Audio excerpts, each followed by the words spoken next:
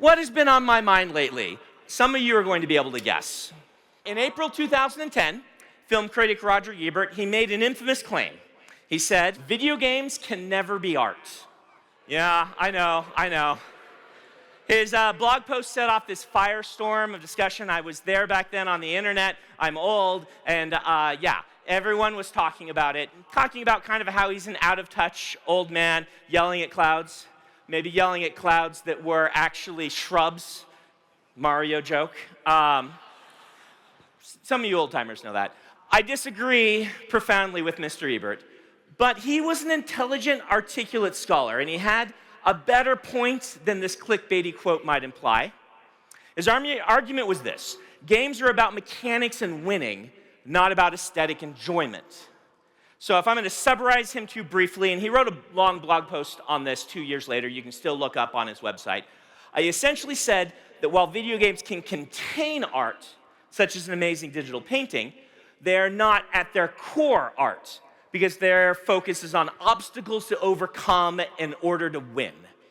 By being victory-focused, he argued they were an innately commercial product, like a toaster, and not able to be considered art.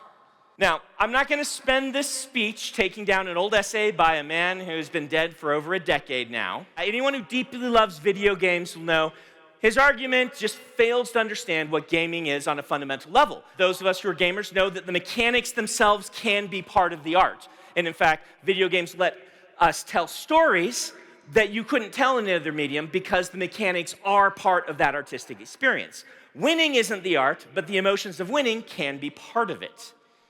Why do I bring this up? Well, my goal today is to tackle a few questions that Mr. Ebert raised, which I think are more important today than they've ever been, right? Because my goal is to talk about what is art and why we make it. Now, I know some of you are flinching right now, and you're thinking, Brandon's gonna whinge about AI art again. But no, I'm gonna whinge about AI art again with slides, so it's different.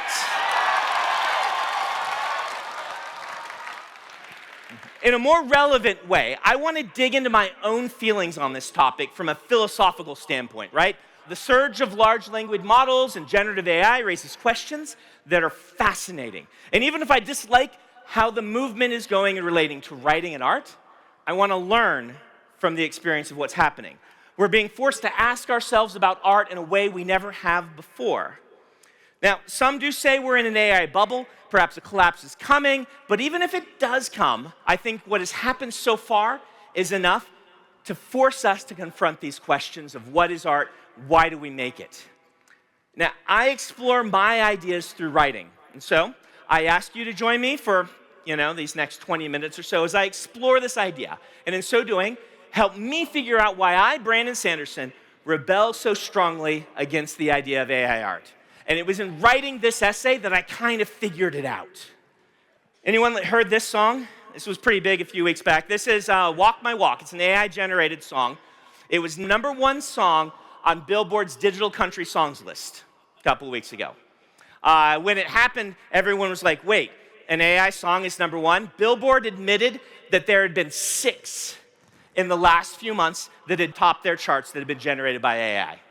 In addition, earlier this year, author Mark Lawrence, one of my colleagues, is a fantasy novelist. He did a series of tests where he had AI write a passage and then had novelists do the same thing. Pretty short passages, but the test included our friend Robin Hobb, friend of the convention and fantastic writer, among others, including Mark Lawrence himself. He posted all of these passages without attributions and had people see if they could figure out which were written by authors and which he had had the generative AI create. And the results, which you can find on his blog, indicate that the audience couldn't tell the difference. Now, he quickly explains this isn't a very scientific test, and AI is pretty bad at long-form storytelling right now. If you ask it to write a book, it does very poorly. But if it writes a passage, it can, in some situations, write prose that we can't tell. So this is why I say we are there. Even if the bubble happens and this all collapses, we are there. We have to be asking these questions right now because it can already imitate some of your favorite authors. When I hear of these two examples, Walk My Walk and the Mark Lawrence thing, my stomach turns. And I am worried, genuinely, that I'm against AI art just because it's new and unfamiliar. That I am the Roger Ebert in this case. And he was just in the last in a long line of artistic disbelievers. When prose began to be used for storytelling a lot instead of poetry, some considered its practitioners, many of whom were women, I'm sure that was just a coincidence, to be creating lesser art than those who wrote poetry. In the 1800s, critics explained that photography shouldn't count as art because it merely captured what already existed in the world. And in the early 1900s, some high-profile critics argued that film shouldn't be considered art because of how base a form of entertainment it was. And that's an argument I'm pretty sure that Mr. Ebert would have disagreed with vehemently. It stands to reason if all these critics were wrong, just as Mr. Ebert was wrong about video games, then maybe I'm wrong about AI. Isn't it just another form of expression? Some people certainly think so. What is art? Why do we make it? And why do I rebel against the use of it? Let me examine a few common objections. I want to start there, right? Do I dislike AI because of the economic and environmental impacts? Well, they do concern me, but if I'm answering honestly, I would still have a problem with it even if AI were not so resource hungry, right? Do I dislike it because the model's been trained on the works of artists in ways I consider unethical? Well, I don't like that, but even if it were trained using no copyrighted work, I'd still be concerned, right? I think we all would be. They're valid objections, but they don't get to the soul of it for me. Maybe I just hate the idea of a machine replacing a person. For a while, I've imagined that if we needed a heroic symbol of resistance against AI art, we actually have the perfect choice in American folklore. It's John Henry. Do you guys know the story of John Henry? John Henry's an American folk hero. He's a steel driver. Steel driver was this job where they would have to cut holes through thick rock and make a tunnel for a railroad. And they do that by pounding a spike drill into a stone with a hammer and making a spot, and then people could put dynamite in that, right? So John Henry, the myth of John Henry, is of this man who was the best steel driver ever, and then a steam-powered drill came along. And he challenged that drill to a contest to drill a tunnel through stone and see who could do it faster. You might have seen the Disney interpretation of this. I watched it when I was a little kid. So he did it, right? John Henry was able to steel drive better than the drill, and then he died from exertion. This is a result I circle around because it seems the story illustrates what I have to acknowledge. John Henry beat the steam-powered drill, but it cost him his life. And while he proved he could beat a steam-powered drill personally, he didn't change the world. We respect him, but as a society, we chose the steam drill, right? And I would too. I mean, let's be honest. I'm not sure that I fully dislike AI just because it's replacing a human. It's getting closer to the reason, but there's more. Truth is, I'm more than happy to have steam engines drilling tunnels for me to drive through. I don't even dislike AI because it's poorly done, because as we've shown, not all AI can I even tell what is good and what isn't, what is machine and what isn't. I hope I can tell what is good. I've listened to Walk My Walk and it's catchy. I wouldn't have been able to tell the difference between it and a human-made song. I read the Mark Lawrence test and I couldn't tell which one was Robin Hobb and which one was AI. So why? Why does it bother me so much? Like a lot of things, we can look to Star Trek for help. I am a nerd, after all. So my Star Trek was Next Generation. I'd stay up late at night, and I'd watch it because it was at 11 o'clock. And my mom would want me to turn off my TV because it was 11 o'clock Sunday, so there was school the next day. And I would not because I was watching Star Trek. Got to watch my Star Trek. In Star Trek Next Generation, we got Data, right? He's an android. And a lot of his character arcs were about exploring what it means to be human. One of the recurring themes in the show was his attempts to create art. Painting, poetry, music, become a comedian, take my wharf, please, classic line. I rooted for Data, a synthetic being without emotions, trying so hard to understand the human experience, and I still do. I have no problem with Data creating art. If he were real, I'd applaud him. Why do I empathize with Data, yet not the AI large language models? This starts to get to the core of the issue for me.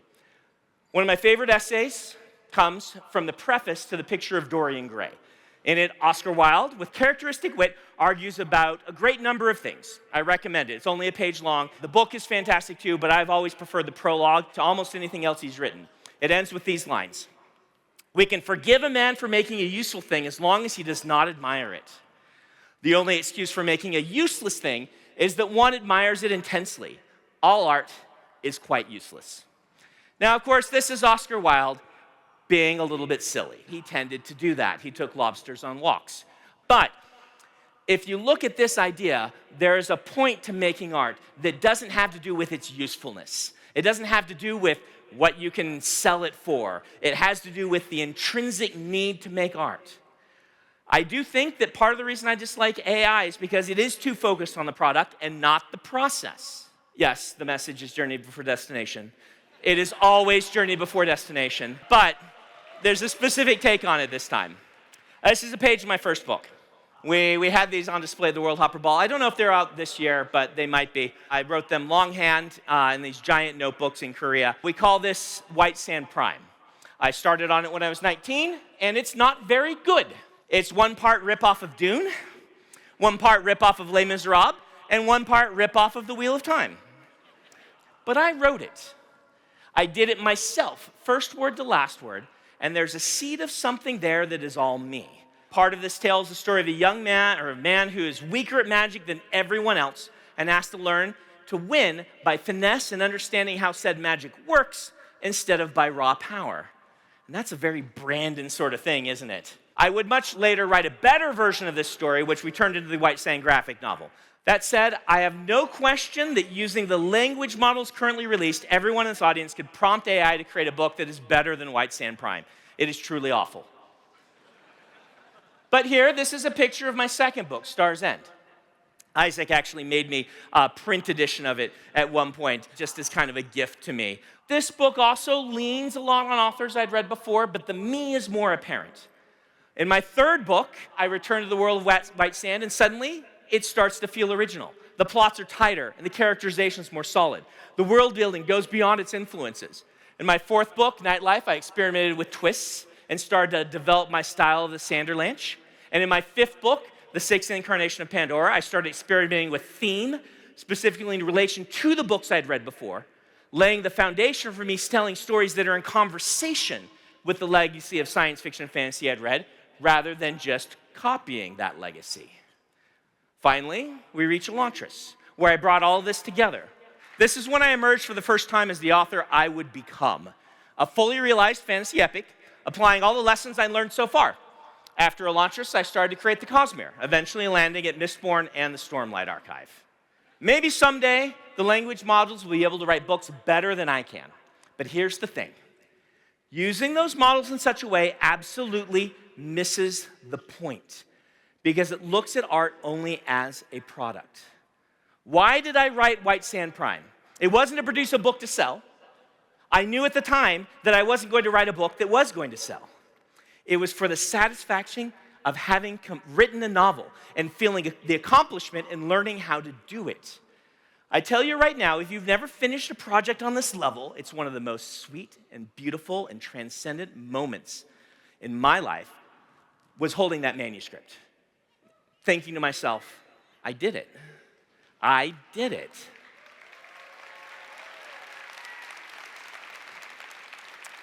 This is the difference between data and a large language model, at least the ones operating right now. Data created art because he wanted to grow. He wanted to become something. He wanted to understand. Art is the means by which we become what we want to be.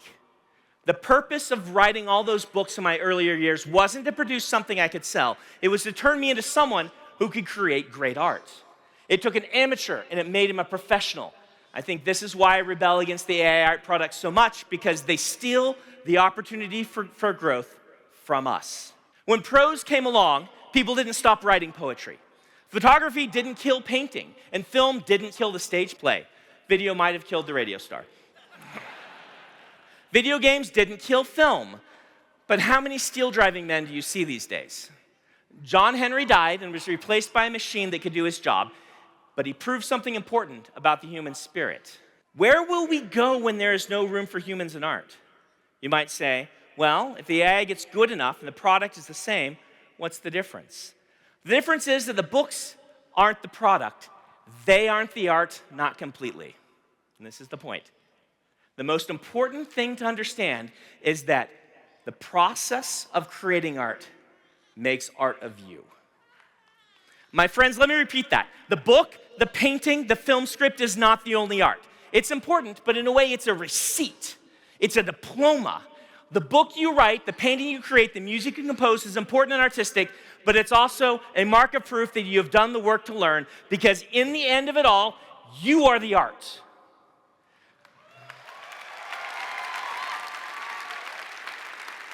The most important change made by an artistic endeavor is the change it makes in you. The most important emotions are the ones you feel when writing that story and holding the completed work. I don't care if the AI can create something that is better than what we can create, because it cannot be changed by that creation.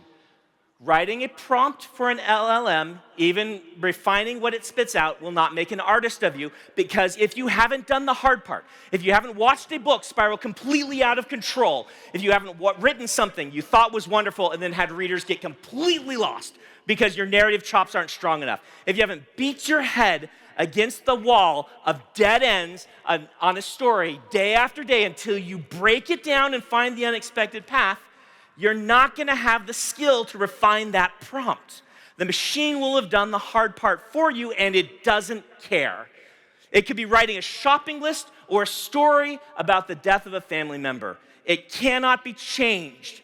It can be changed by feeding it more copyrighted material, but creating the new work will not change it. It will not learn, it will not grow, it will not care. Art is useless, as Oscar Wilde said. Therefore, we have the power here and not the machine, for it was created to try to make something useful, but it cannot admire what it made. For a long while, I thought our position was the same as John Henry, that we were inevitably going to lose. But I'm starting to think that we don't have to. 15 years ago, Roger Ebert made a well-reasoned but ultimately uninformed statement. How many of you here think he was wrong, that video games can be art? You're right, not because I say it, but because we as a society say it.